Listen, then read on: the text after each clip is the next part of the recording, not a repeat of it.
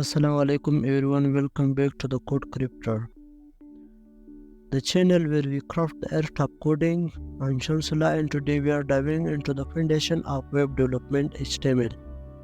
What is HTML? HTML is made of four words: HTML or hypertext markup language. What is the hypertext? Hypertext refer to text that contain link, hyperlink to enter the another text. For the example, in the web page internet, if you click some text, video, image, etc., it go to the another page. It called the hyperlink. And what is the markup language?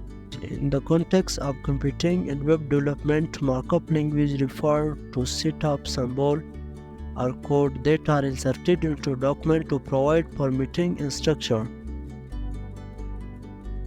For example, is set up a tag that structure context of the internet. It uses sample instruction to create heading, paragraph, link, and more in nutshell. And we'll explore the basic together. And there we have it, a brief introduction to the HTML. This is just the beginning of our journey here at the Code Cryptor. If you found this helpful, don't forget to like this video, subscribe to the Code Cryptors, and hit the bell icon for more coding adventure.